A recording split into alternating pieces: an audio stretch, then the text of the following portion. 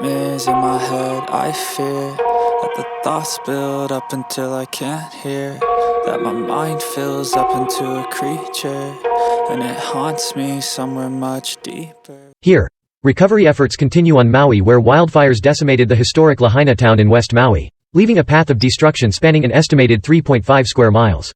Multiple fires on the island were sparked on August 8, and were fueled by strong winds and dry air as a hurricane passed well south of the islands. Today, 3 of those fires remain active, with crews monitoring for flare-ups and hotspots. The death toll from the Lahaina fire has risen to 114, with the identity of 6 victims publicly released by police since the investigation began. An estimated 78% of the burn area has been searched. The wildfire is described as the nation's deadliest in 100 years. FEMA has also set up a disaster recovery center in Kahului. The Family Assistance Center for those looking for displaced loved ones has moved from Kahului to Kaanapali. School officials announced a return date for students at King Kekalike High School of August 23. Fire update as of 9:15 p.m. Friday. Lahaina fire, 90% contained, 2,168 acres burned. MFD and U.S. Army Reserve were on site. Olinda fire, 85% contained, 1,081 acres burned. State DLNR Division of Forestry and Wildlife is monitoring. A drone with infrared capabilities was deployed overnight to look for hotspots at the upcountry fires. Kula fire, 85% contained, 202 acres burned. 3 Maui Fire Department and 2 DOFAW crews were on site at last report. Pelehu, Kihei fire, initially reported 8/8, remains 100% contained.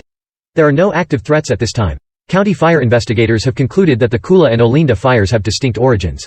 Data for these fires is now reported separately. Fatality UP date: the number of confirmed fatalities rose to 114 on Friday.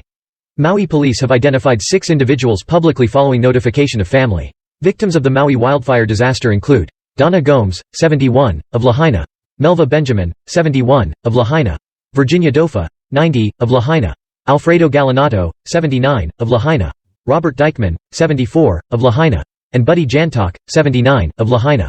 Maui police say 78% of the area has been searched as of Friday evening. Unsafe water advisory: the advisory was expanded Friday to include the area from Kaneau Road to Lealii Parkway.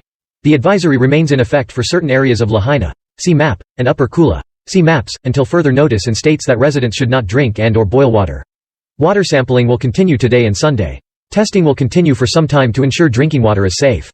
Bottled water should be used for all drinking, brushing teeth, ice making and food preparation until further notice. Residents are unable to treat the water in any way to make it safe. Drinking water sites are set up in many areas of Lahaina and Kula. More information on this topic is available here. Okay, so I just wanted to make a quick video about what I've been seeing and hearing regarding the Maui wildfires. There's been a lot of disrespect, and I do believe that there's some misinformation being put out there. There's a lot of rumors that are out there that cannot be confirmed. Some can, some can't. But to not sound the alarm, to warn people, to save lives is beyond me. I don't know why someone would do that. The only reason that someone would do that is if they were paid to. That's just my opinion. Why wouldn't you follow protocol? Why wouldn't you try to save lives? That's what the alarms are there for. And they also blame it on down power lines and an aging grid. Not putting money into infrastructure. What's new about that in the United States? Also, there are rumors that people believe that there were people who wanted that land who started those fires. That's a allegation that is out there. Also, if you read, the drinking water has not been great even before this fire because of the oil spills and the fact that people could smell gasoline. There have been rashes and people who have had medical illnesses drinking this water, and it hasn't been addressed. And the price of buying bottled water is astronomical there. There are people who are trying to donate, but they will not let anyone in that's not part of a certain organization, an organization that should be under the microscope and who does not have a good reputation. It's been said they do not want the native people to speak their language. There's a video of a judge requesting a man speak in English. This is still going on in 2023, but let Americans, quote unquote Americans, European Americans, tell it there is progression.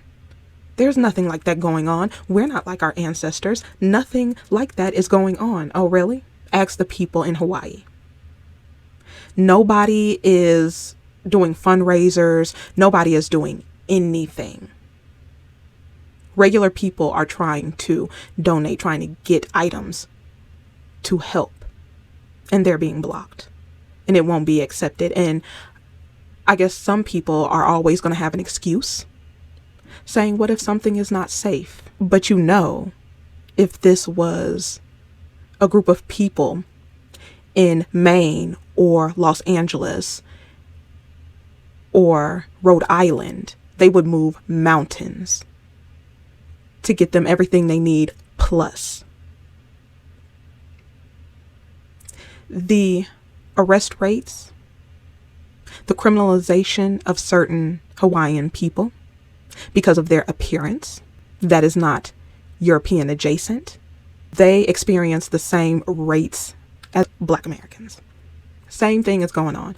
The same thing. Different year, different group of the same people. Same thing going on. Because I've said multiple times, you have to continue to maintain what you have the way you got it to begin with. So you cannot stop the marginalization, the criminalization of people that don't look like you, the usury, the stealing, the theft, the death. You can't stop it if that's how you started it. And it's continuing. People were on vacation when this happened. Developers, people who want to buy land and property were calling right after this happened. I don't understand how you can call a group of people who are grieving and don't know what they're going to do because businesses, homes have been destroyed, and also family members are missing, but you're calling them asking, do they want to sell their land? And I'm sure that they put it in a way like, oh, we're going to offer you this money and it could help relocate you or do X, Y, and Z, which is never as much as it should be. Everything that I have heard coming out of this horrid situation disgust me. And Joe Biden, what is he doing? What is he doing? The nerve to colonize an area and then lord over it and take resources and use it for whatever you want. But then when a disaster happens, you back down and you do nothing and you don't step up. You have no soul. You're evil.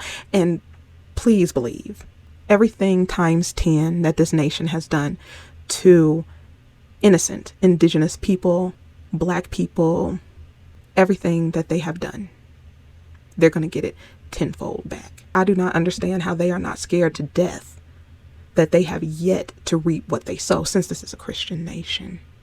So I guess they've doubled down. They've made their decision.